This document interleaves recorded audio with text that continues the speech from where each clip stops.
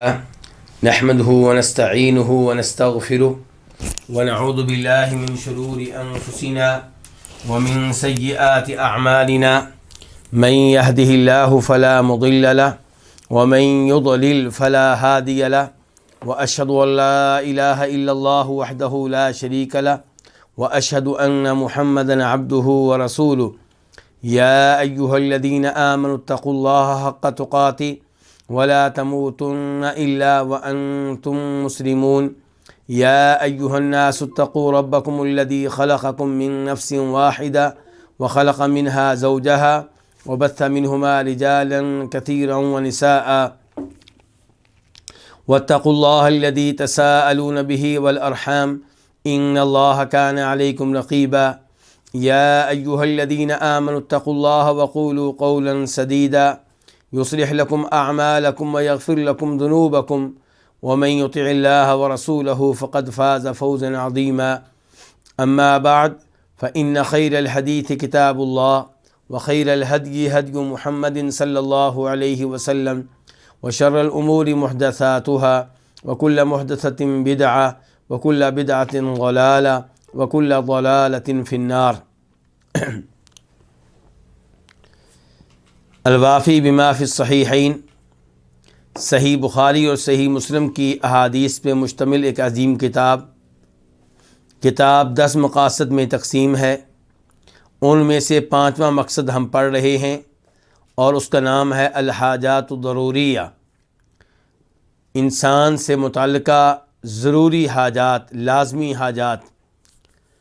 اور اس مقصد میں کئی کتب ہیں، ان میں سے دوسری کتاب ہم پڑھ رہے ہیں کتاب اللباس والزینہ،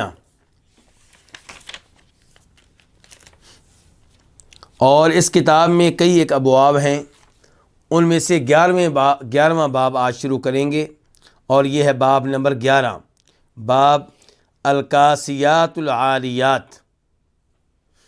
یہ باب ہے ان عورتوں کے بارے میں جو لباس پہننے کے باوجود ننگی ہوتی ہیں، اور حدیث نمبر ہے 1178 1178 میم، یعنی کہ اس حدیث کو امام مسلم رحمہ اللہ نے اپنی حدیث کی کتاب میں جگہ دی ہے۔ عن ابی ہریرہ قال قال رسول اللہ صلی اللہ علیہ وسلم، روایت ہے جناب ابو ہریرہ رضی اللہ تعالیٰ عنہ سے، وہ کہتے ہیں کہ فرمایا رسول اللہ صلی اللہ علیہ وسلم نے، صنفان من اہل النار لم ارہما، جہنم والوں کی 2 قسمیں ہیں جنہیں میں نے نہیں دیکھا، یعنی کہ جہنم میں جانے والوں میں سے 2 جہنم والوں کی ایسی قسمیں ہیں جو میں نے ابھی نہیں دیکھی، یعنی کہ میرے زمانے میں موجود نہیں ہیں۔ جہنم میں جائیں گے، جہنم کی آگ میں انہیں ڈالا جائے گا، لیکن آپ فرماتے ہیں میں نے ان کو نہیں دیکھا۔ وہ کون سی 2 قسمیں ہیں، وہ کون سے 2 لوگ ہیں؟ فرمایا قوم معہم سیاط کاذناب البقر، نمبر 1 وہ لوگ معہم سیاط، جن کے پاس کوڑے ہوں گے۔ سیاط صوت ان کی جمع ہے، صوت کوڑے کو کہتے ہیں۔ کاذناب البقر، گائیوں کی دموں کی طرح۔ کوڑے لمبے ہونے کے لحاظ سے اور سخت ہونے کے لحاظ سے گائیوں کی دموں کی طرح ہوں گے۔ یضربون بها الناس، وہ ان کوڑوں سے لوگوں کی پٹائی کر رہے ہوں گے، لوگوں کو مار رہے ہوں گے۔ کیوں؟ سیاق و سباق بتا رہا ہے کہ بطور ظلم مار رہے ہوں گے، یعنی کہ ان لوگوں کو مار رہے ہوں گے جن کا کوئی قصور نہیں ہوگا، بلا وجہ لوگوں پہ ظلم و ستم کر رہے ہوں گے۔ اور اس میں وہ لوگ بھی شامل ہو سکتے ہیں جو ان لوگوں کو سزا دیتے ہیں جنہوں نے کوئی جرم کیا ہوتا ہے، لیکن سزا دیتے ہوئے حد سے تجاوز کرتے ہیں، حد سے آگے بڑھ جاتے ہیں۔ تو اس سے پتہ چلا کہ ظلم و زیادتی سے بچنا چاہیے۔ تو کسی کو آپ کوڑے ماریں، کسی کی آپ پٹائی کریں اور آپ اس کے اوپر خوش ہوں اور یہ سمجھتے رہیں کہ میرا روب ہے، میرے سامنے کو بول نہیں سکتا، تو یہ دنیا میں تو ممکن ہے، لیکن روز آخرت ان کوڑوں کا، اس ظلم و ستم کا جواب دینا مشکل ہو جائے گا۔ دوسرا گروہ، وَنِسَاءٌ كَاسِيَاتٌ عَارِيَاتٌ مُمِيلَاتٌ مَائِلَاتٌ، ایسی عورتیں کاسیات جنہوں نے لباس پہنا ہوا ہوگا، عاریات لیکن ننگی ہوں گی۔ لباس پہنا ہے پھر بھی ننگی ہیں، اس کا کیا مطلب ہے؟ اس کا ایک مطلب یہ ہے کہ جسم کے کچھ حصوں پہ لباس موجود ہے اور کچھ حصوں پہ لباس موجود نہیں ہے۔ جسم کے کچھ حصوں کو ننگا رکھا گیا ہے اپنا حسن و جمال ظاہر کرنے کے لیے، بے حیائی کے طور پہ۔ اور دوسرا اس کا مطلب یہ ہے کہ لباس پہنا ہے لیکن اس قدر باریک ہے کہ اس سے جسم کی رنگت نظر آتی ہے۔ اور تیسرا مطلب یہ ہے کہ لباس پہنا ہے لیکن اتنا تنگ ہے، اتنا ٹائٹ ہے کہ اس سے جسم کے مخصوص اعضاء کا علم ہو رہا ہے کہ کون سا عضو کتنا موٹا ہے، کتنا بڑا ہے، کیا اس کا سائز ہے، یہ سب باتیں ظاہر ہو رہی ہیں۔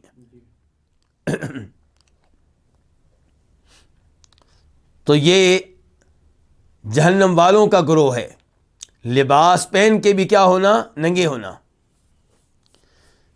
تو ایسی عورتیں کاسیات جنہوں نے لباس پہنا ہوا ہوگا، عاریات لیکن کیا ہوں گی؟ ننگی ہوں گی۔ ممیلات مائل کرنے والی، کن کو؟ غیر مردوں کو، ان کے غیر مردوں کو اپنی طرف مائل کرنے والی۔ اس کا کیا مطلب ہے کہ عورت کو کیسا ہونا چاہیے؟ عورت کو ایسی حالت میں ہونا چاہیے کہ دوسرے مردوں کو مائل کرنے والی نہ ہو، لباس کے اعتبار سے، پردے کے اعتبار سے اور دیگر امور کے اعتبار سے۔ آواز کو آپ لے لیں، آواز بھی ایسی نہ نکالیں جس آواز کی وجہ سے مرد، غیر مرد اس کی طرف مائل ہو رہے ہوں۔ تو فرمایا ایسی عورتیں جو لباس پہنے ہوئے ہوں گی لیکن اس کے باوجود ننگی ہوں گی، ممیلات غیر مردوں کو اپنی طرف مائل کرنے والی ہوں گی، مائلات خود ان کی طرف مائل ہونے والی ہوں گی۔ مردوں کے ساتھ دوستیاں لگانا، اشارے کنائے کرنا، انہیں دوستی لگانے کے لیے فون کرنا، میسج کرنا یا ایسی حرکتیں کرنا جن سے لگے مردوں کو کہ یہ دوستی لگانا چاہتی ہے، یہ تعلق قائم کرنا چاہتی ہے۔ رؤوسہن کاسنمۃ البخت المائلہ، ان عورتوں کے سر جو ہوں گے وہ کیسے ہوں گے؟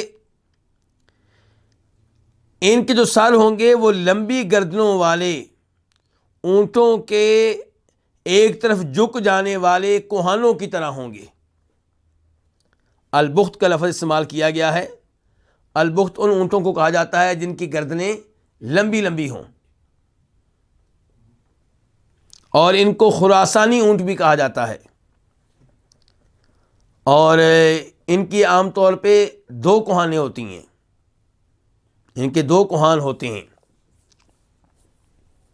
تو فرمایا یہ جو عورتیں ہوں گی جن کا تذکرہ آ رہا ہے، ان کے سر کیسے ہوں گے؟ لمبی گردنوں والے اونٹوں کے ایک طرف جھک جانے والے کوہانوں کی طرح۔ لا يدخلن الجنہ، یہ عورتیں جنت میں داخل نہیں ہو سکیں گی۔ ولا یجدن ریحہا، بلکہ جنت کی خوشبو بھی نہیں پا سکیں گی۔ وَإِنَّ رِيحَهَا، جبکہ جنت کی خوشبو لَيُوجَدُ مِن مَسِيرَةِ كَذَا وَكَذَا، اتنی مسافت سے، یعنی کہ جبکہ جنت کی خوشبو اتنی مسافت سے سونگھی جا رہی ہوگی، پائی جا رہی ہوگی، محسوس کی جا رہی ہوگی۔ جنت کی خوشبو کو عام خوشبو نہیں ہے۔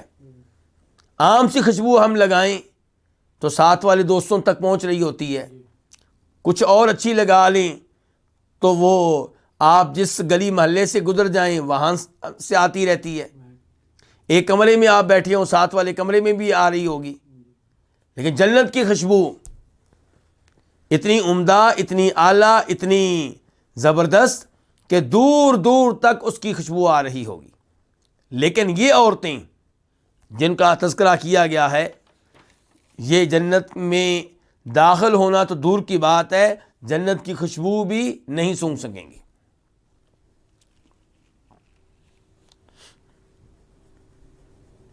آج کل کی عورتوں کو اس حدیث پہ غور و فکر کرنا چاہیے۔ اب یہاں پہ ایک مسئلہ تو یہ ہے کہ کیا عورتیں اپنے گھروں میں رہ کر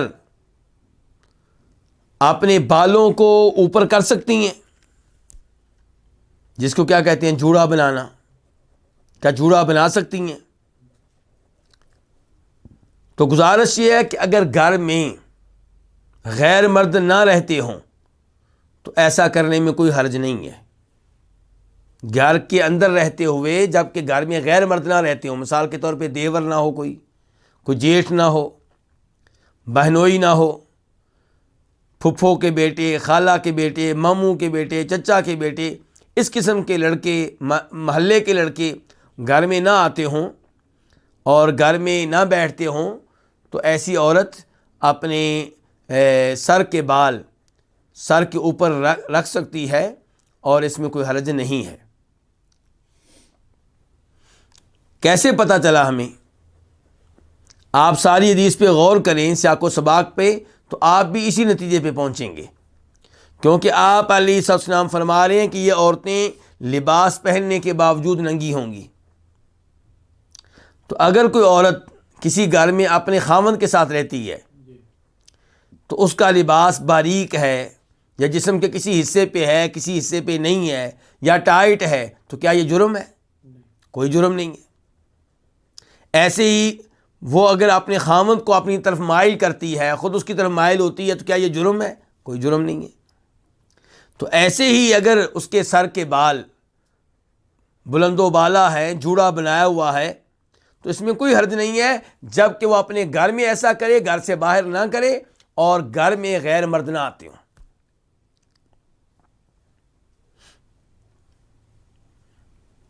اور علماء کرام نے ان الفاظ کی وضاحت کرتے ہوئے یہ بھی کہا ہے کہ اس حدیث میں وہ عورتیں بھی داخل ہو رہی ہیں جو اپنے سر پہ کوئی کپڑا وغیرہ رکھ لیتی ہیں تاکہ سر کے بال بلند و بالا محسوس ہوں اور ان کا قد بھی اونچا محسوس ہو اور وہ خوبصورت نظر آئیں، تو وہ بھی اس میں شامل ہیں، وہ بھی اس میں داخل ہیں۔ اس کے بعد یہاں پہ سوال پیدا ہوگا کہ آپ علیہ السلام فرما رہے ہیں کہ یہ عورتیں جنت میں داخل نہیں ہو سکیں گی، تو کیا یہ کافر ہیں؟ نہیں، کافر نہیں ہیں۔ صرف اس جرم کی وجہ سے کافر نہیں ہوں گی۔ اگر وہ توحید کے اوپر ہیں اور دیگر کفریہ اور شرکیہ امور سے محفوظ ہیں تو ہم ان گناہوں کی وجہ سے انہیں کافر قرار نہیں دیں گے، لیکن یہ پتہ چل گیا کہ یہ گناہ کبیرہ گناہ ہے، اسی لیے کہا جا رہا ہے کہ جہنم میں جائیں گی، اہل نار میں سے ہیں، جنت میں داخل نہیں ہو سکیں گی، بلکہ جنت کی خوشبو بھی نہیں پا سکیں گی۔ تو اس سے کیا پتہ چلا کہ گناہ کون سا ہے؟ کبیرہ گناہ۔ لیکن کبیرہ گناہوں پہ اتنی سخت سزا کہ جنت میں داخل نہیں ہو سکیں گی، خوشبو بھی نہیں پا سکیں گی، اس بارے میں آپ کی کیا رائے ہے؟ ایسا موقف تو خارجیوں کا ہوا کرتا ہے، خوارج کا۔ ایسا موقف تو معتزلہ کا ہوا کرتا ہے، جو سمجھتے ہیں کہ کبیرہ گناہوں کا مرتکب ہمیشہ ہمیشہ کے لیے جہنم میں جائے گا۔ ہمارا ایسا عقیدہ نہیں ہے۔ ہمارا ایسا عقیدہ اس کے بارے میں ہے جو کفر و شرک پہ فوت ہوا ہے، لیکن جو توحید کے اوپر فوت ہوا ہے، عقیدہ ٹھیک تھا، صرف یہ ہے کہ کبیرہ گناہوں کا ارتکاب کرنے والا تھا، اس کے بارے میں ہمارا یہ عقیدہ نہیں ہے کہ وہ ہمیشہ ہمیشہ جہنم میں رہے گا۔ لیکن حدیث تو خارجیوں کی اور معتزلہ کے عقائد کی تائید کر رہی ہے۔ تو گزارش یہ ہے کہ جب آپ دیگر نصوص کو ساتھ رکھیں گے جن سے پتہ چلتا ہے کہ کبیرہ گناہوں کے مرتکبین کی شفاعت نبی علیہ الصلوۃ والسلام فرمائیں گے، دیگر انبیاء کرام فرمائیں گے، فرشتے شفاعت کریں گے کئی لوگوں کی، مومن شفاعت کریں گے کئی لوگوں کی، اللہ تعالیٰ کئی لوگوں کو کسی کی شفاعت کے بغیر بھی جہنم سے نکال لیں گے یا شروع سے ہی معاف کر دیں گے اور جنت میں بھیج دیں گے۔ تو جب یہ ساری نصوص آپ سامنے رکھیں گے، یہ سب احادیث سامنے رکھیں گے، تو آپ کا عقیدہ معتزلہ والا عقیدہ نہیں ہوگا۔ آپ پھر یہ عقیدہ نہیں رکھیں گے کہ جو کبیرہ گناہوں کا مرتکب ہے وہ ہمیشہ ہمیشہ جہنم میں رہے گا۔ تو پھر سوال پیدا ہو گیا ان الفاظ کا کیا مطلب ہے پھر؟ تو ان الفاظ کا ایک مطلب یہ ہو سکتا ہے کہ وہ لوگ اور وہ عورتیں جو یہ کہیں کہ ہم اس شریعت کو نہیں مانتی، ہم اس پابندی کو نہیں مانتی، ہمارا جسم ہماری مرضی، ہم جو چاہیں کریں، ہمیں کوئی نہ روکے، یعنی کہ ان کا یہ نظریہ ہو کہ جسم ننگا رکھنا کوئی جرم نہیں، غیر مردوں کو اپنی طرف مائل کرنا کوئی جرم نہیں، اور بالوں پہ جوڑے بنا کے باہر نکلنا کوئی جرم نہیں، وہ شریعت کے اس حصے کو ماننے سے انکار کر دیں تو یقیناً ایسی عورتیں جنت میں کبھی نہیں داخل ہو سکیں گی، کیونکہ وہ کافر ہو چکی ہیں۔ شریعت کے ایک حصے کا بھی انکار جرم ہے، کفر ہے۔ ہاں، شریعت کو مان لینا پھر عملی طور پہ گناہ ہو جانا، کوتاہی ہو جانا، یہ اس کے مقابلے میں ہلکا ہے۔ تو اس حدیث کا ایک مطلب یہ ہو سکتا ہے کہ وہ عورتیں جو شریعت کے اس حصے کا انکار کرنے والی ہیں، تو وہ چونکہ منکر ہوئیں، کافر ہوئیں، تو اس لیے وہ جنت میں کبھی بھی داخل نہیں ہو سکیں گی اور جنت کی خوشبو کبھی بھی نہیں پا سکیں گی۔ دوسرے نمبر پہ گزارش یہ ہے کہ اس سے مراد ہم لے لیتے ہیں وہ عورتیں جو مسلمان ہیں، توحید و سنت پہ ہیں، لیکن کبیرہ گناہوں کا ارتکاب کرتی ہیں، زندگی ان کی پاکیزہ نہیں ہے۔ تو اگر ہم یہ حدیث ان کے اوپر بھی چسپاں کریں تو پھر مطلب یہ ہوگا کہ ابتدائی طور پہ جنت میں داخل نہیں ہو سکیں گی، بلکہ انہیں جہنم میں پھینکا جائے گا، جہنم میں ڈالا جائے گا۔ جب اپنے ان جرائم کی سزا بھگت لیں گی تب انہیں جنت میں داخل ہونے کا موقع دیا جائے گا۔ شروع میں وہ جنت میں داخل نہیں ہو سکیں گی اور نہ جنت کی خوشبو پا سکیں گی۔ تو اس کا مطلب یہ ہوا کہ معاملہ ہلکا ہے؟ نہیں، معاملہ ہلکا نہیں ہے۔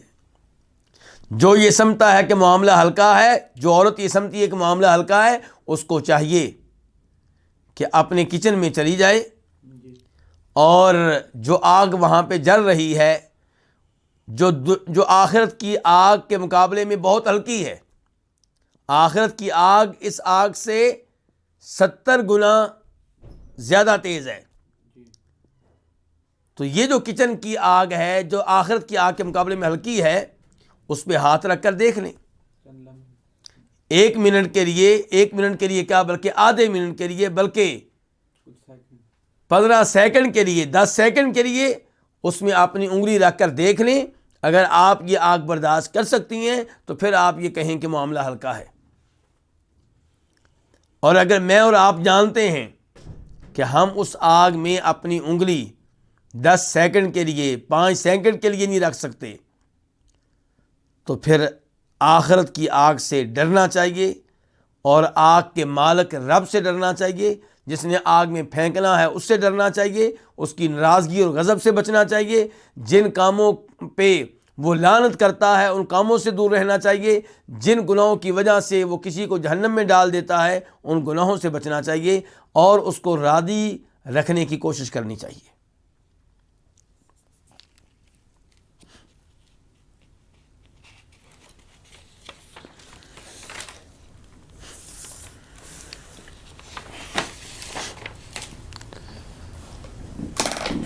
اس حدیث سے بھی پتہ چلا کہ جنت برحق ہے اور اس پہ ایمان لانا ضروری ہے، اور اس بات پہ بھی ایمان لانا ضروری ہے کہ جنت کی خوشبو دور دور تک آ رہی ہوگی۔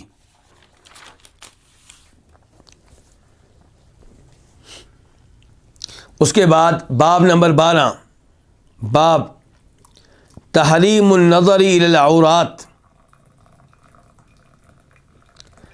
ستر کی طرف، شرمگاہوں کی طرف دیکھنے کی حرمت، یعنی کہ اس بات کا بیان ہوگا اس باب میں کہ کسی کی شرمگاہ کی طرف دیکھنا، کسی کے ستر کی طرف دیکھنا حرام ہے، درست نہیں ہے، ناجائز ہے۔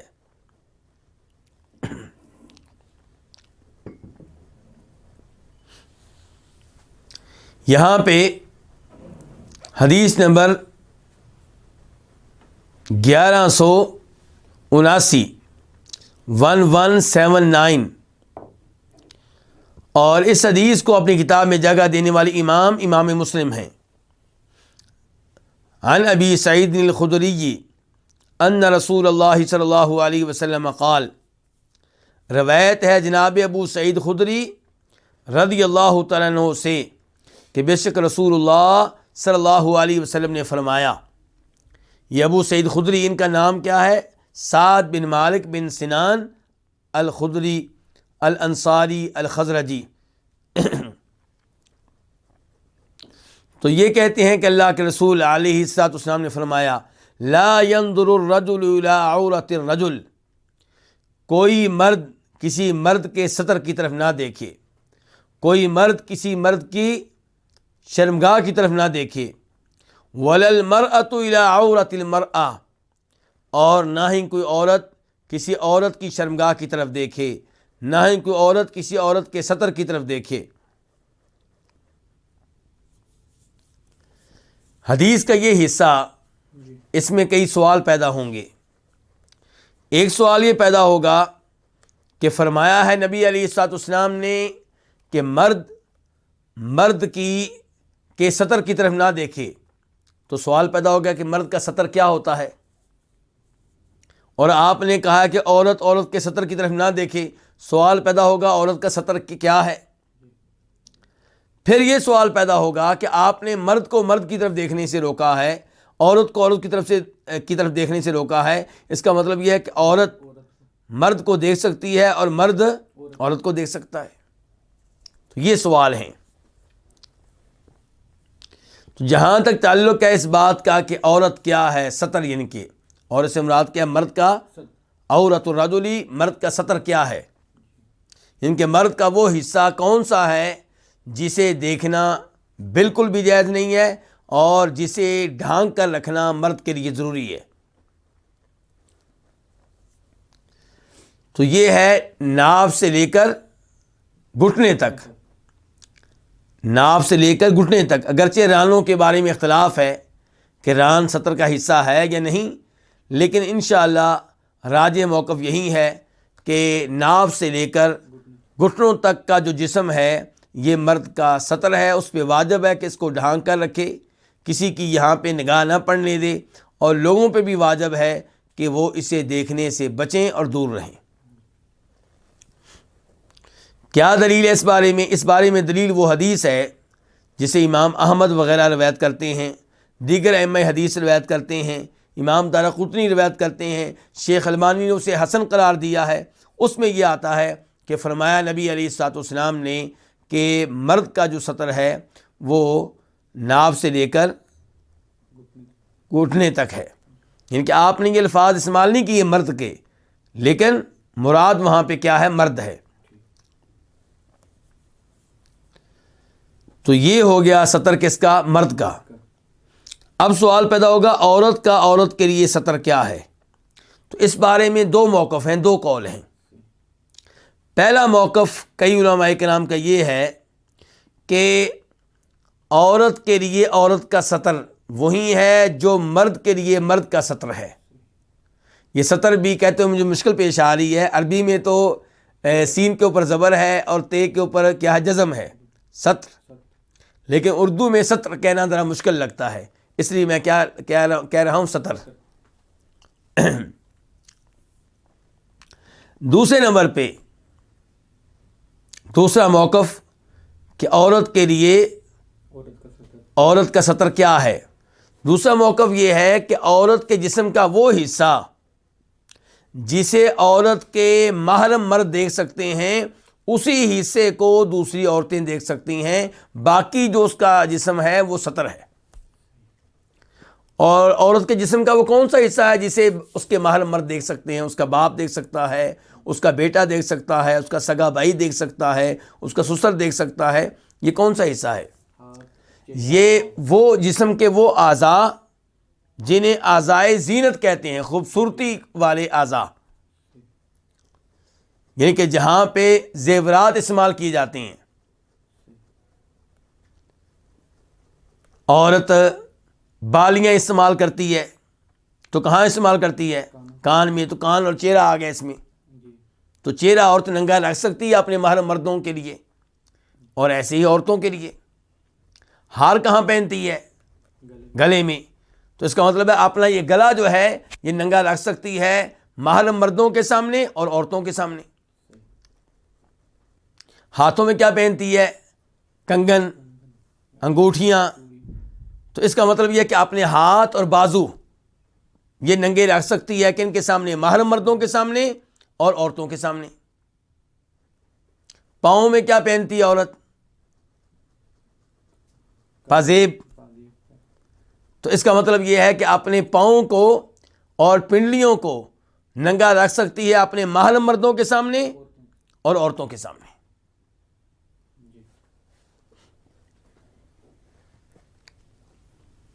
تو اس لیے عورتوں کو چاہیے کہ اپنا باقی اس جسم ڈھانک کر رکھیں. کن سے؟ محرم مردوں سے بھی اور عورتوں سے بھی.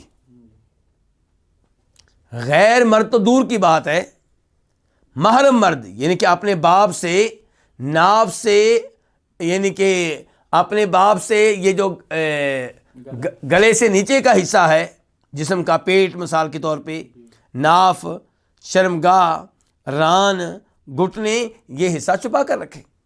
کس سے؟ اپنے باپ سے، اپنے بیٹے سے، اپنے سگے بھائی سے، اور ایسے ہی عورتوں سے، اپنی ماں سے، اپنی سگی بہنوں سے. افسوس کے ساتھ کہنا پڑتا ہے کہ عورتیں اس معاملے میں سستی کا شکار ہیں. یہ میں کن عورتوں کی بات کر رہا ہوں؟ ان عورتوں کی جو مردوں سے پردہ کرتی ہیں لیکن عورتوں کے سامنے پورا جسم ننگا کر دیتی ہیں اور اس معاملے میں سستی کرتی ہیں. ایسا نہیں ہونا چاہیے. ہاں جب مجبوری ہو تو مجبوری جب تک ہے اتنا حصہ ظاہر کر سکتی ہیں جتنا حصہ ظاہر کرنا مجبوری ہے، اور اتنی عورتوں کے سامنے جن کے لیے مجبوری ہے. مثال کے طور پہ ولادت کے مراحل ہیں. اب وہ عورت جس نے ولادت کے معاملے میں تعاون کرنا ہے، جس کو ہم کیا کہتے ہیں؟ دائی. تو وہ اگر جسم کا کچھ حصہ دیکھ لیتی ہے جتنا حصہ دیکھنا ضروری ہے تو یہ تو مجبوری ہے. لیکن یہ کیا ہوا کہ وہاں پہ سارے گھر کی عورتیں پہنچ جائیں اور یوں لگے جیسے پردہ ہے ہی نہیں، یوں لگے جیسے عورت کا عورت سے کوئی سطر ہی نہیں ہے. تو ایسا نہیں ہونا چاہیے. ان معاملات میں احتیاط کرنی چاہیے.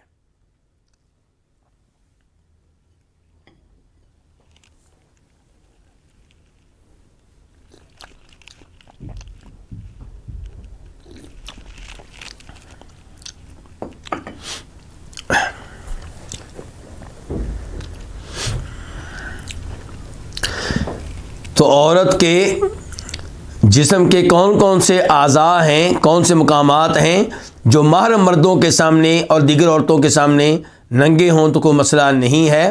وہ سر، چہرہ، گردن، بازو، پنڈلی، ان کے پاؤں اور پنڈلی.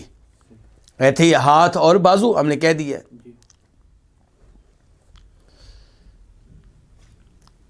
تو فرما رہے ہیں نبی علیہ الصلوۃ والسلام، کوئی مرد کسی مرد کے سطر کی طرف نہ دیکھے اور کوئی عورت دوسری عورت کی سطر کی طرف نہ دیکھے. ان الفاظ کا مطلب یہ ہوا کہ جب کوئی مرد کسی مرد کے سطر کی طرف نہیں دیکھ سکتا تو وہ کسی عورت کے سطر کی طرف بدرجہ اولا نہیں دیکھ سکتا۔ جب کوئی عورت کسی عورت کا سطر نہیں دیکھ سکتی تو وہ مرد کا سطر بدرجہ اولا نہیں دیکھ سکتی۔ اس کے بعد فرماتے ہیں نبی علیہ الصلوۃ والسلام ولا یفضی الرجل الی الرجل فی ثوب واحد، اور کوئی مرد کسی مرد کے ساتھ ایک ہی کپڑے میں نہ لیٹے۔ ہم سب جانتے ہیں کہ نبی علیہ الصلوۃ والسلام کی تعلیمات ہیں کہ جب بچہ 7 سال کا ہو جائے تو اسے نماز پڑھنے کی تلقین کرو، نماز پڑھنے کے بارے میں اسے حکم دو، اور جب 10 سال کا ہو جائے تو نماز نہ پڑھے تو اس کی ہلکی پھلکی پٹائی بھی کر سکتے ہیں، کیونکہ یہ تربیت کے مراحل ہیں۔ اور اسی موقع پہ آپ نے یہ کہا وَفَرِّقُوا بَيْنَهُمْ فِي الْمَضَاجِعِ، جب بچے 10 سال کے ہو چکے ہیں تو اب ان کے بستر الگ کر دو، اب وہ ایک چادر میں نہ لیٹیں، اب وہ ایک کمبل میں نہ لیٹیں۔ تو اسی حدیث کے مطابق یہاں پہ فرما رہے ہیں نبی علیہ الصلوۃ والسلام کوئی بھی مرد کسی مرد کے ساتھ ایک چادر میں نہ لیٹے۔ مراد کون ہے؟ مرد، یعنی کہ یہ نہیں کہا کہ میاں بیوی ایک چادر میں لیٹ سکتے ہیں۔ ولا تفضی المرأة الی المرأة فی الثوب الواحد، اور نہ ہی کوئی عورت کسی عورت کے ساتھ ایک کپڑے میں لیٹے، کوئی بھی عورت کسی عورت کے ساتھ۔ سگی بہنیں بھی ایک چادر میں نہیں لیٹیں گی، ماں بیٹی بھی ایک چادر میں نہیں لیٹیں گی۔ یہ ہماری شریعت ہے، کتنی پاکیزہ شریعت، لیکن ہم ان چیزوں کو نظر انداز کر دیتے ہیں، اور پھر کیا ہوتا ہے، ایسی خبریں ہم سنتے ہیں، ایسے واقعات سنتے ہیں، بلکہ میرے جیسے جو لوگ ہوتے ہیں جن سے لوگ فون کر کے سوال پوچھتے ہیں، وہ بتاتے ہیں کہ ہمارے گھر میں یہ کچھ ہو رہا ہے، ہمیں بتائیں ہم کیا کریں۔ تو اس لیے شریعت کے ان امور کو دنیا اور آخرت کی کامیابی کے لیے یعنی کہ قبول کرنا چاہیے اور ان امور پہ عمل کرنا چاہیے، اسی میں انسان کے لیے خیر ہے، دنیا میں بھی اور آخرت میں بھی۔ یہاں پہ یہ وضاحت کر دوں کہ مرد کے جسم کا کوئی بھی حصہ اس کی وائف کے لیے سطر نہیں ہے، اور عورت کے جسم کا کوئی بھی حصہ اس کے خاوند کے لیے سطر نہیں ہے۔ دونوں ایک دوسرے کے جسم کو اچھی طرح دیکھ سکتے ہیں۔ یہ وضاحت کرنا بھی نہایت ضروری تھا کیونکہ معاشرے میں ایسی باتیں پھیلا دی گئی ہیں جن باتوں کی وجہ سے کئی لوگ یہ سمجھتے ہیں کہ شاید مرد و عورت میاں بیوی بھی ایک دوسرے کے جسم کے کچھ حصے نہیں دیکھ سکتے، جبکہ صحیح بات یہ ہے کہ میاں بیوی ایک دوسرے کے جسم کے سبھی حصے دیکھ سکتے ہیں، اس میں کوئی حرج نہیں ہے۔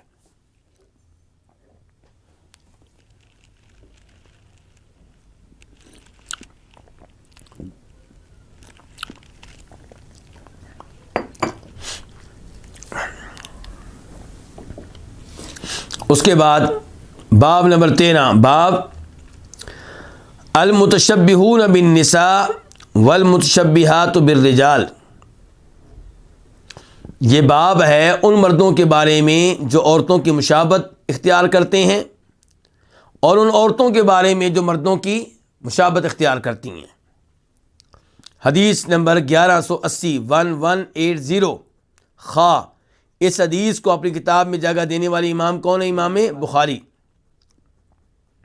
عن ابن عباس رضی اللہ عنہما قال، روایت ہے جناب عبداللہ بن عباس رضی اللہ تعالیٰ عنہما سے، وہ کہتے ہیں لعن رسول اللہ صلی اللہ علیہ وسلم المتشبہین من الرجال بالنساء والمتشبہات من النساء بالرجال، کہ لعنت کی ہے رسول اللہ صلی اللہ علیہ وسلم نے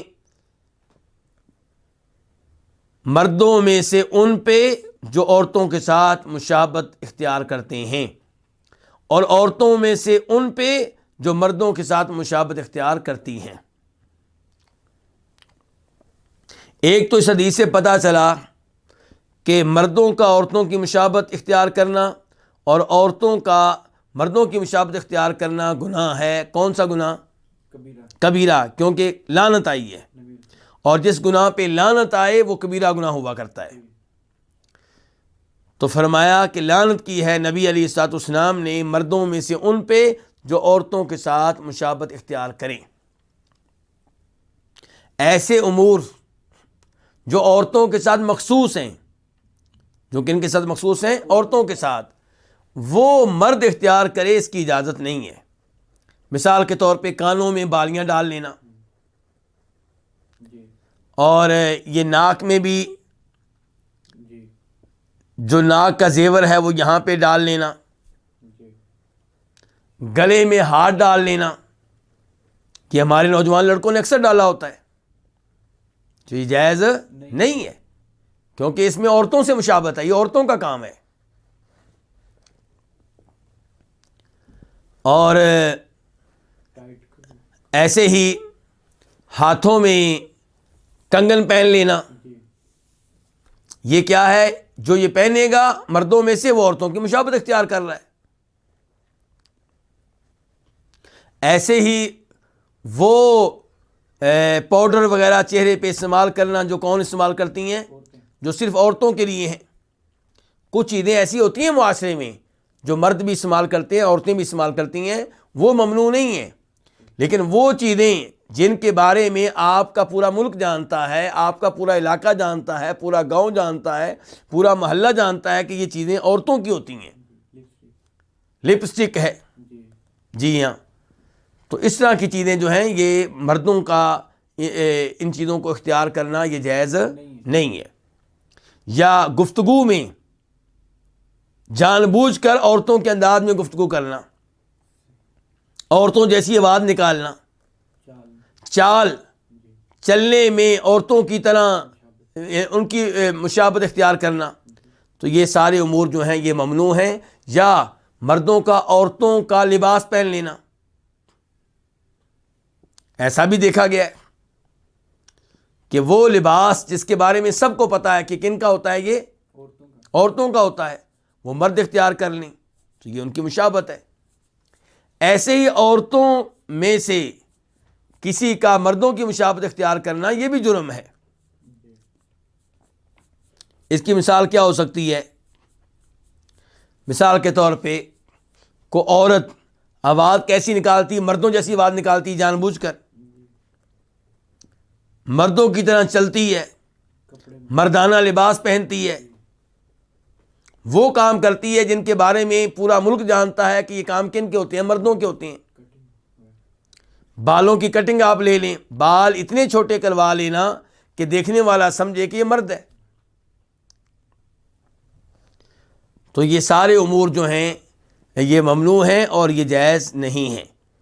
تو مردوں کو عورتوں کی مشابہت اختیار کرنے سے بچنا چاہیے اور عورتوں کو مردوں کی مشابہت اختیار کرنے سے بچنا چاہیے. اس کے بعد باب نمبر 14، باب لبس النعلی، جوتا پہننا. جوتا پہننے کے بارے میں یہ باب ہے کہ جوتا پہننے کے معاملے میں ہماری شریعت نے کیا تعلیمات دی ہیں، کیا ہدایات دی ہیں. حدیث نمبر 1181، 1181 قاف. اس حدیث کے بیان کرنے پہ اتفاق ہے کس کا؟ امام بخاری کا اور امام مسلم کا. عن ابی ہریرہ رضی اللہ عنہ ان رسول اللہ صلی اللہ علیہ وسلم قال اذا انتعل احدکم فلیبدأ بالیمین. روایت ہے جناب ابو ہریرہ رضی اللہ تعالیٰ عنہ سے کہ بے شک رسول اللہ صلی اللہ علیہ وسلم نے فرمایا جب تم میں سے کوئی جوتا پہنے تو اسے چاہیے کہ دائیں جانب سے آغاز کرے. پہلے جوتا کس پاؤں میں پہنے؟ دائیں پاؤں میں. وَإِذَا انْتَزَعَ فَلْيَبْدَأْ بِالشِّمَالِ، اور جب جوتا اتارے تو کس سے آغاز کرے؟ بائیں جانب سے. لِتَكُنِ الْيُمْنَى أَوَّلَهُمَا تُنْعَلْ وَآخِرَهُمَا تُنْزَعْ. کیا ہونا چاہیے؟ ہونا یہ چاہیے کہ دایاں جو پاؤں ہے وہ دونوں پاؤں میں سے پہلا ہو جس میں جوتا پہنا جا رہا ہو، اور دونوں پاؤں میں سے آخری ہو جس سے جوتا اتارا جا رہا ہو۔ دیکھیے کہ ہمارا دین کتنا عظیم ہے، ایک ایک معاملے میں ہمیں تعلیمات دی جا رہی ہیں، ایک ایک چیز ہمیں سکھائی جا رہی ہے، یعنی کہ ہمیں جانوروں کی طرح نہیں چھوڑ دیا گیا جو مرضی کریں۔ تعلیمات دی گئی ہیں کہ کب آپ نے اٹھنا ہے، کب آپ نے سونا ہے، کھانا کتنا کھانا ہے، جوتے پہننے کے آداب کیا ہیں، واش روم میں جانے کے آداب کیا ہیں، لباس کے آداب کیا ہیں، کون سا لباس پہننا ہے، یعنی کہ ایک ایک معاملے میں ہمیں رہنمائی دی گئی ہے۔ تو یہاں پہ بتایا گیا ہے کہ جب جوتا پہنیں گے تو پہلے کس پاؤں میں پہنیں گے؟ دائیں پاؤں میں، اور جب اتاریں گے تو پہلے کون سے پاؤں کا جوتا اتاریں گے؟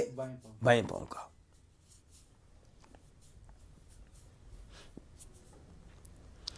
اس کے بعد وفی روایت لہما، اور ان دونوں کی ایک روایت میں ہے کہ ان دونوں کی، بخاری اور مسلم کی، ان رسول اللہ صلی اللہ علیہ وسلم قال، کہ فرمایا رسول اللہ صلی اللہ علیہ وسلم نے، لا یمشی احدکم فی نعل واحدہ لیحفہما او لینعلہما جمیعا،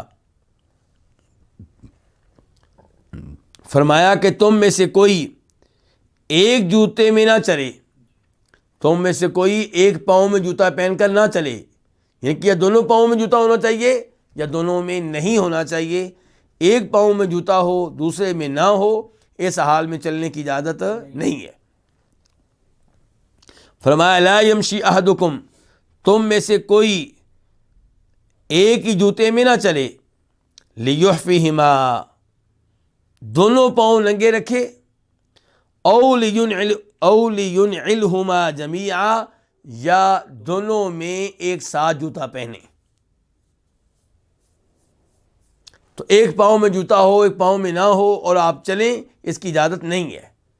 اور یہاں پہ مجھے شیخ ابن باز رحمہ اللہ کی بات یاد آ رہی ہے، میں نے پہلے بھی ذکر کی تھی، مجھے امید ہے کہ آپ کو بات یاد ہوگی، کہ شیخ ابن باز رحمہ اللہ سے سوال کیا گیا، سعودی عرب کے مفتی اعظم جو 20-25 سال پہلے فوت ہو چکے ہیں۔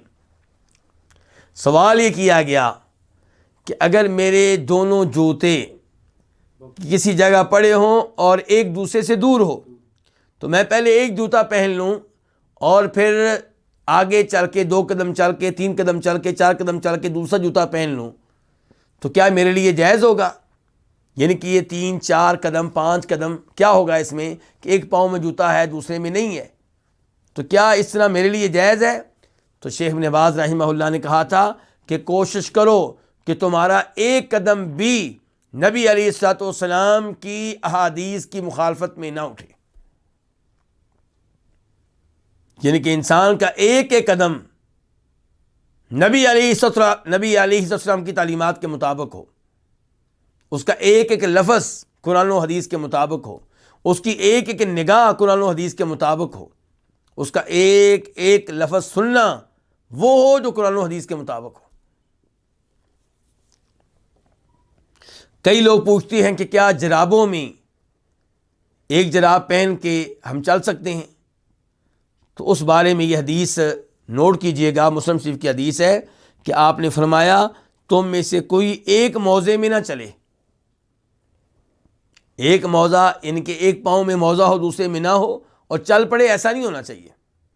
تو اس سے پتہ چلا کہ جرابوں کے ساتھ بھی ایسا نہیں کرنا چاہیے، یا دونوں پاؤں میں جرابیں ہوں یا کسی میں بھی نہ ہو۔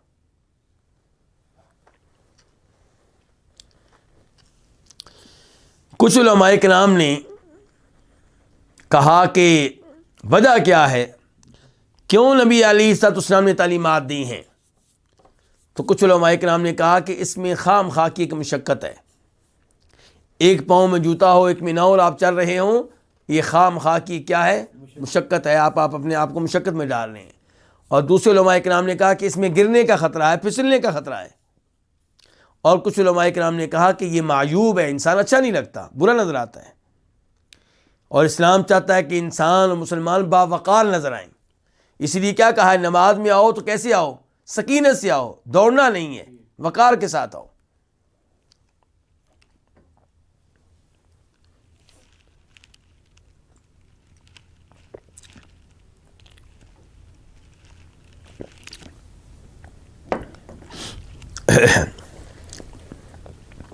باب نمبر 15، باب فلق الشعر، بالوں میں مانگ نکالنا، بالوں میں مانگ نکالنا۔ حدیث نمبر 1182، 1182 قاف۔ اس حدیث کے بیان کرنے پہ اتفاق ہے کس کا؟ امام بخاری کا اور امام مسلم کا۔ عن ابن عباس رضی اللہ عنہما، روایت ہے جناب عبداللہ بن عباس رضی اللہ تعالیٰ عنہما سے، ان رسول اللہ صلی اللہ علیہ وسلم کان یسدل شعرہ وکان المشرکون یفرقون رؤوسہم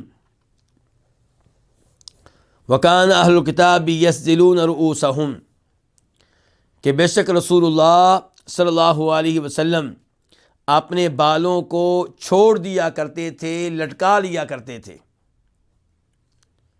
یعنی کہ آپ کے بال پیشانی کی جانب لٹکے ہوتے، پیشانی کی جانب کیا ہوتے؟ لٹکے ہوتے۔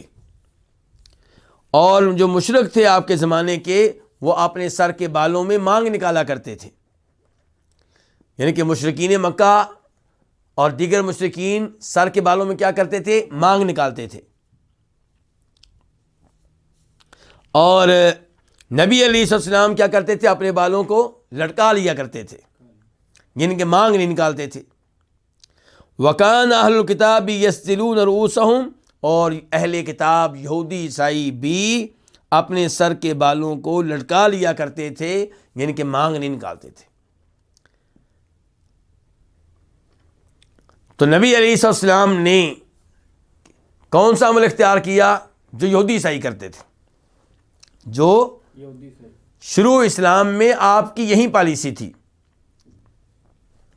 کہ آپ دیکھتے اس معاملے میں جس معاملے میں اللہ کی طرف سے کوئی تعلیمات نازل نہ ہوئی ہوتی، آپ اس میں دیکھتے کہ یہودی عیسائی کیا کرتے ہیں اور مشرکین کیا کرتے ہیں، تو آپ چاہتے تھے کہ آپ کا عمل اہل کتاب کی طرح ہو، کیونکہ بہرحال ان کے اوپر آسمانی کتابیں نازل ہوئی ہیں، یہ مشرکین مکہ سے بہتر ہیں، بت پرستوں سے بہتر ہیں۔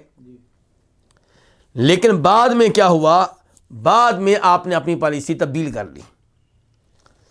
پھر کیا تھا کہ آپ اہل کتاب کی موافقت سے بچا کرتے تھے، اجتناب کرتے تھے، بلکہ بہت سے امور میں آپ نے یہودیوں اور عیسائیوں کی مخالفت کی ہے۔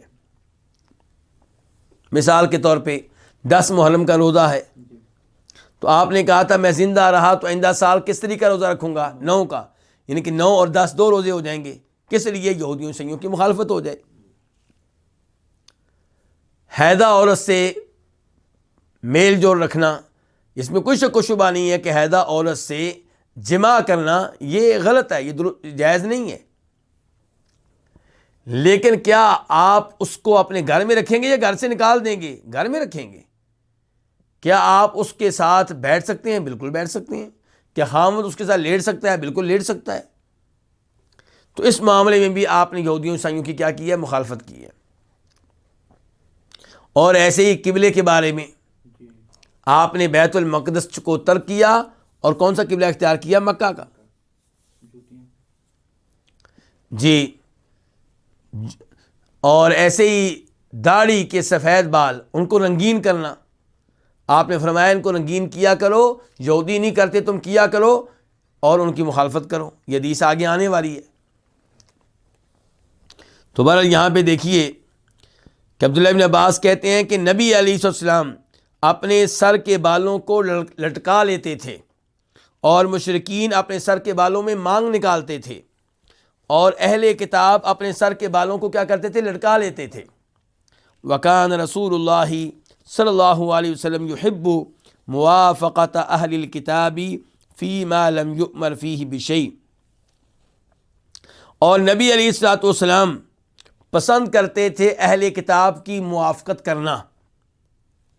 آپ پسند کرتے تھے اہل کتاب کی موافقت کرنا ان امور میں جن میں کسی قسم کا حکم نہ دیا گیا ہو، کوئی تعلیمات نازل نہ ہوئی ہوں، شریعت کا وہ حصہ جس میں شریعت خاموش ہو، اس میں آپ کی پالیسی کیا ہوتی تھی کہ آپ کن کی موافقت کریں؟ یہودیوں اور عیسائیوں کی۔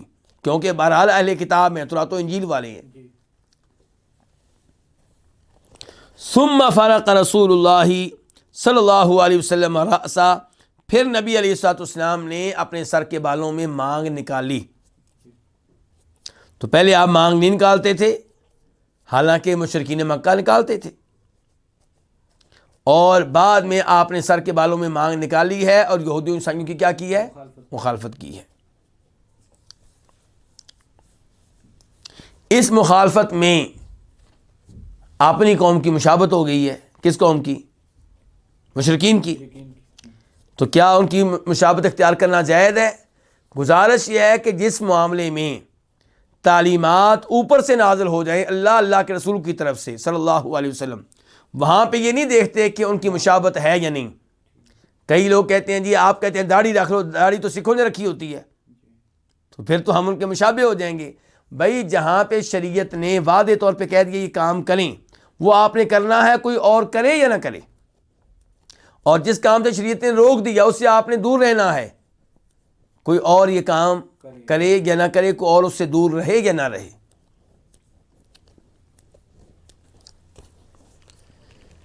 اس کے بعد ہم باب نمبر 16 کی طرف بڑھتے ہیں. باب خضاب الشیبی، سفید بالوں کو خضاب لگانا، سفید بالوں کو رنگین کرنا. ہم یہ سب جانتے ہیں کہ شریعت نے سفید بالوں کو نوچنے سے، اکھیڑنے سے روکا ہے. ابو داؤد شریف کی حدیث ہے جس کا نمبر ہے 4202. اس میں نبی علیہ الصلوۃ والسلام نے سفید بالوں کو نوچنے سے، اکھیڑنے سے منع کیا ہے، لیکن ان کو نہ نوچنا اور رنگین کر لینا اس کی اجازت ہے، بلکہ اس کی ترغیب ہے، بلکہ اس کا حکم ہے. حدیث نمبر 1183 1183 قاف. اس حدیث کے بیان کرنے پہ اتفاق ہے کس کا؟ امام بخاری کا اور امام مسلم کا. عن ابی ہریرہ رضی اللہ عنہ قال، روایت ہے جناب ابو ہریرہ رضی اللہ تعالیٰ عنہ سے، قال النبی صلی اللہ علیہ وسلم، فرمایا نبی صلی اللہ علیہ وسلم نے، ان الیہود والنصارى لا یصبغون فخالفوہم، کہ یہودی اور عیسائی اپنے سفید بالوں کو رنگین نہیں کرتے، یہودی اور عیسائی اپنے سفید بالوں کو خضاب نہیں لگاتے، تو تم کیا کرو؟ ان کی مخالفت کرو، یعنی کہ تم یہ کام کیا کرو. تو اس سے کیا پتہ چلا کہ بالوں کو رنگین کرنا بہتر ہے یا نہ کرنا بہتر ہے؟ کیونکہ ترغیب دے رہے ہیں، اللہ کے رسول کہہ رہے ہیں کہ یہودی عیسائی یہ کام نہیں کرتے، تم کرو، یعنی کہ ان کی مخالفت کرو. اس سے پتہ چلا کہ اپنی داڑھی کے سفید بالوں کو یا سر کے سفید بالوں کو رنگین کرنے والے ان سے بہتر ہیں جو رنگین نہیں کرتے. بلکہ کچھ علماء کرام نے کہا کہ یہ واجب ہے، اپنی داڑھی یا سر کے سفید بالوں کو رنگین کرنا کیا ہے؟ واجب ہے. کچھ علماء کرام کا یہ موقف ہے. اور آپ اگر واجب نہیں مانتے، کم از کم یہ تو ماننا پڑے گا کہ بہتر ہے، مستحب ہے. تو رنگین کرنے والا اس سے افضل اور بہتر ہے جو رنگین نہیں کرتا. حدیث نمبر 1184 1184 میم. اس حدیث کو روایت کرنے والے امام کون سے؟ امام مسلم. عن جابر بن عبد اللہ قال اتی بأبی قحافۃ یوم فتح مکہ. جابر بن عبداللہ انصاری رضی اللہ تعالیٰ عنہ سے روایت ہے، وہ کہتے ہیں کہ ابو قحافہ کو فتح مکہ کے دن لایا گیا. جس دن مکہ فتح ہوا اس دن کس کو لایا گیا آپ کے پاس؟ ابو قحافہ کو. ابو قحافہ کون ہیں؟ جناب ابو بکر صدیق کے والد گرامی. تو ابو قحافہ کو لایا گیا. وَرَأْسُهُ وَلِحْيَتُهُ كَالثَّغَامَةِ بَيَاضًا، جبکہ ان کا سر، کن کا؟ ابو قحافہ کا، ان کا سر اور ان کی داڑھی وہ سغامہ بوٹی کی طرح تھے. بیاضً کس اعتبار سے؟ سفید ہونے کے اعتبار سے. یعنی کہ ابو قحافہ کی داڑھی اور ابو قحافہ کا سر سفید ہونے کے اعتبار سے ایسے تھا جیسے سخامہ بوٹی سفید ہوتی ہے یا اس کے پھول جیسے سفید ہوتے ہیں. فقال رسول اللہ صلی اللہ علیہ وسلم، تو فرمایا رسول اللہ صلی اللہ علیہ وسلم نے، غیروا ھذا بشیء، غیروا ھذا بشیء، اس کو تبدیل کرو کسی چیز کے ساتھ۔ کس کو؟ یعنی کہ ابو قحافہ کے بالوں کو، ان کی رنگت کیا کرو؟ تبدیل کرو۔ غیروا ھذا، ان کو تبدیل کرو کسی بھی چیز کے ساتھ، کوئی بھی رنگ استعمال کر سکتے ہیں، لیکن واجتنبوا السواد، کس رنگ سے بچو؟ کالے رنگ سے۔ تو پتہ چلا خالص کالا رنگ استعمال کرنا یہ جائز نہیں ہے، کوئی اور رنگ استعمال کریں یا کالے رنگ کے ساتھ کوئی اور رنگ مکس ہو۔ اس بارے میں چند اور روایات آپ کے سامنے رکھنا چاہوں گا۔ یہ روایت ہے ابو داؤد شریف کی 4205، جس میں آپ نے فرمایا ہے کہ بالوں کو رنگین کرنے کے لیے کیا استعمال کرو؟ مہندی استعمال کرو اور کتم بوٹی استعمال کرو۔ مہندی اور کتم بوٹی استعمال کریں تو رنگ خالص کالا نہیں رہے گا، تو یہ جائز ہے۔ اس کے علاوہ عبداللہ بن عمر کے بارے میں آتا ہے ابو داؤد شریف میں، اور روایت کا نمبر ہے 4210، کہ عبداللہ بن عمر اپنی داڑھی کو ورس اور زعفران کے ساتھ رنگین کر لیا کرتے تھے۔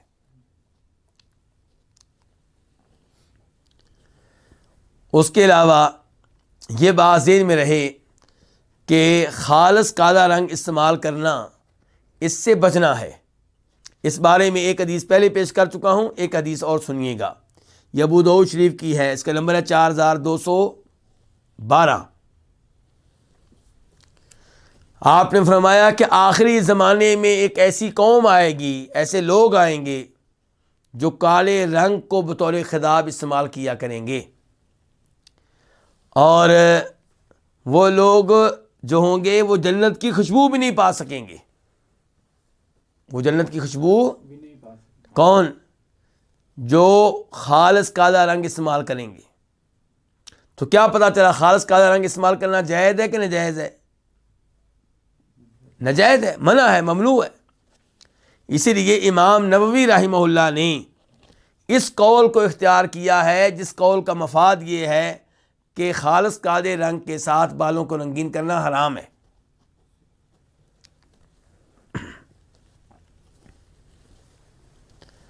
تو یہ تھا داڑھی کے بالوں کو رنگین کرنے کے بارے میں۔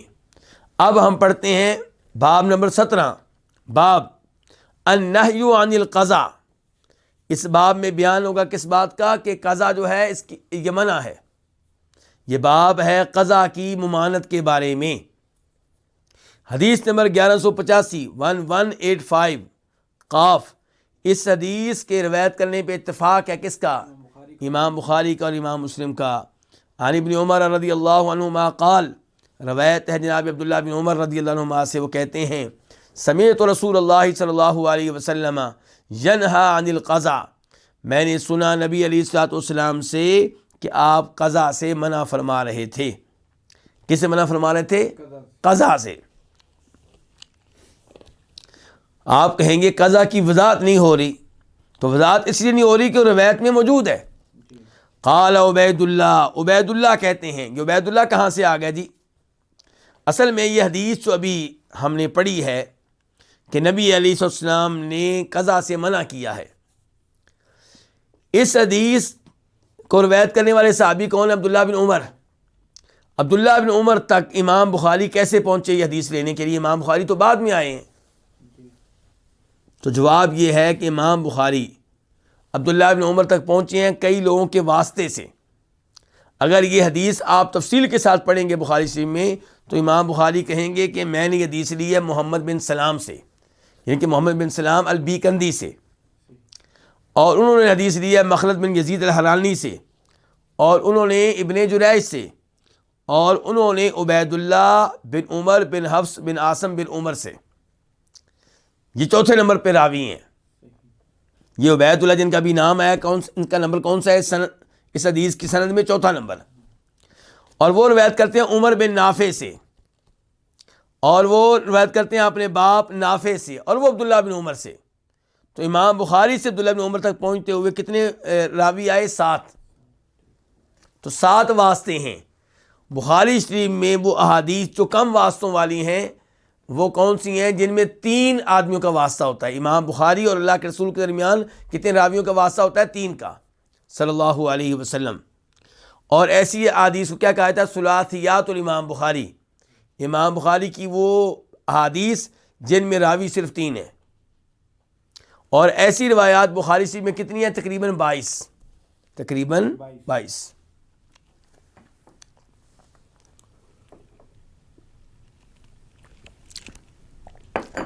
لیکن یہاں پہ کتنے راوی ہیں؟ 7. تو ان میں سے جو راوی نمبر 4 عبید اللہ بن عمر ہیں، جناب عمر فاروق کی اولاد میں سے ہیں، تو وہ کہتے ہیں قلت، میں نے کہا. عبید اللہ نے کس سے کہا ہوگا؟ عمر بن نافع سے، یہی ان کے استاد ہیں. تو میں نے کہا ومل قضا، یہ قضا کیا چیز ہے جس سے اللہ کے رسول نے روکا ہے؟ فاشار لنا عبید اللہ، تو ہمارے لیے اشارہ کیا عبید اللہ نے. قال، کہ نافع نے کہا تھا. کس نے کہا تھا؟ نافع نے. اذا حلق الصبیہ، جب کوئی بچے کے بال مونڈ لے، وترک ہا ہنا شعرۃ وہا ہنا، اور کچھ بال یہاں چھوڑ دے، کچھ یہاں چھوڑ دے.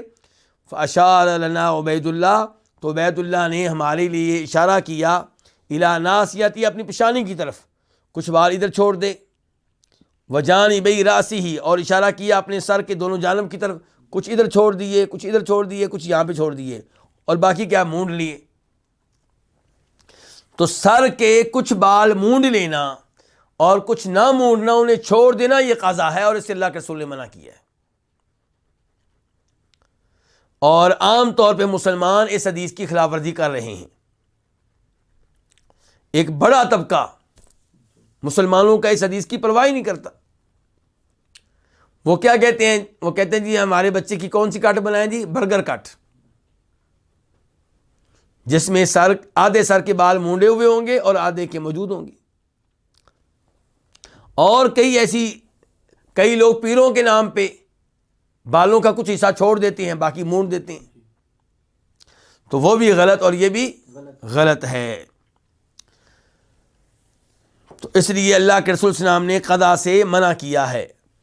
پھر آگے پڑھ دوں. قال عبید اللہ راوی کہتے ہیں جو اس حدیث کی سند میں راوی نمبر 4 ہیں. عبید اللہ بن عمر بن حفص جناب عمر فاروق کی اولاد میں سے ہیں. وہ کہتے ہیں میں نے کہا عمر بن نافع سے ومل قضا، قضا کیا چیز ہے جس سے اللہ کے رسول نے روکا ہے؟ فاشار لنا عبید اللہ، تو ہمارے لیے اشارہ کیا عبید اللہ نے. قال، کہا نافع نے کہ اذا حلق الصبیہ، جب کوئی بچے کے بال مونڈے، وترکہا ہنا شعرۃ، اور یہاں پہ کچھ بال چھوڑ دے، وہا ہنا کچھ یہاں چھوڑ دے، وہا ہنا کچھ یہاں چھوڑ دے، تو یہ کیا ہے؟ یہ قضا ہے.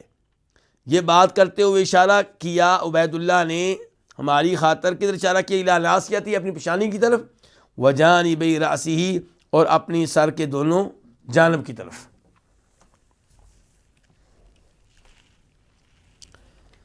اس کے بعد حدیث نمبر باب نمبر 18، باب اعفاء اللحیٰ، داڑیاں کیا کر دینا؟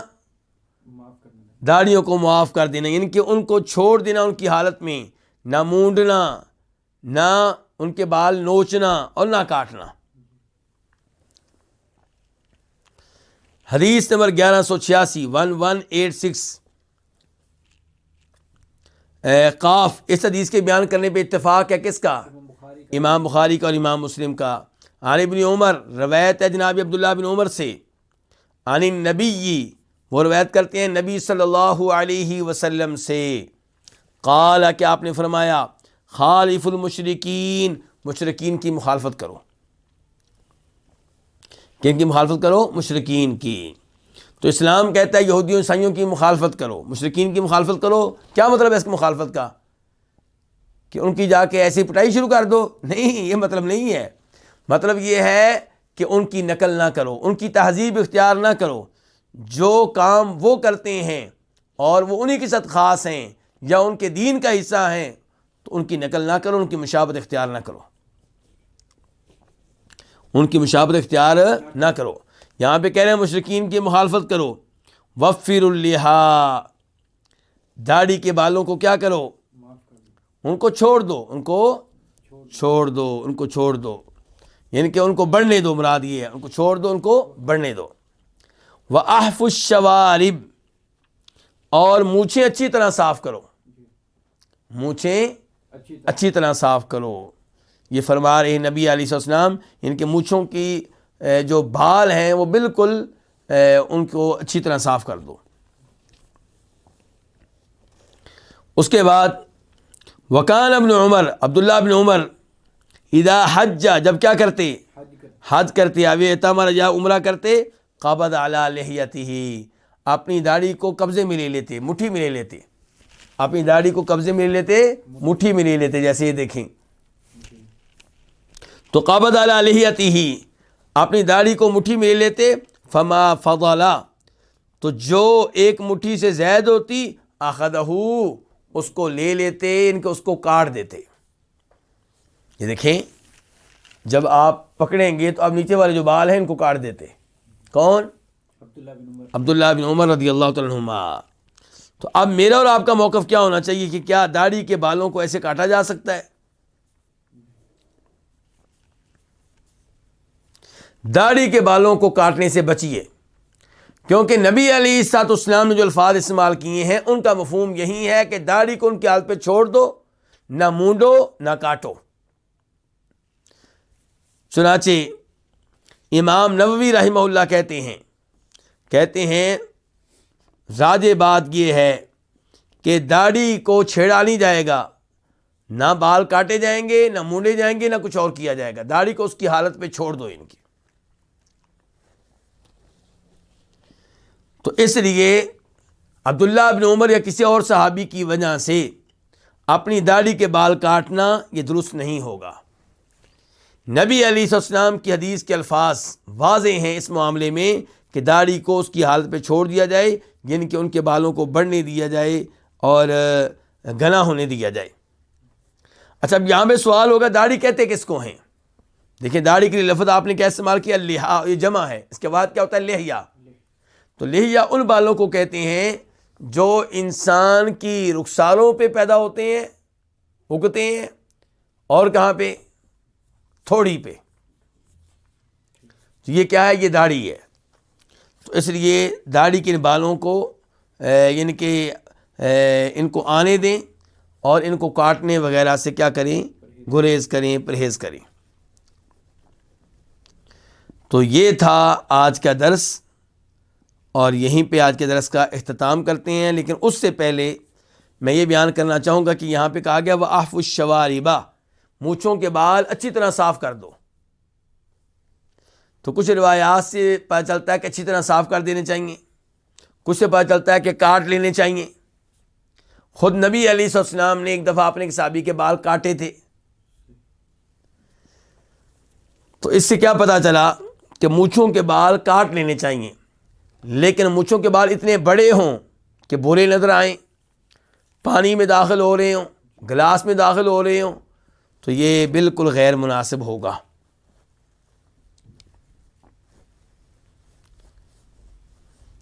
تو یہیں پہ آج کے درس کا اختتام کرتے ہیں. اللہ رب العزت سے دعا کرتے ہیں کہ اللہ تعالی ہمیں نبی علیہ السلام کی حدیث کے ساتھ سچی محبت عنایت فرمائے, اور اللہ تعالی روز قیامت ہمیں آپ کے جھنڈے کے نیچے کھڑا فرمائے, آپ کے حوض سے پانی پینے کی توفیق دے. وآخر دعوانا الحمد للہ رب العالمین.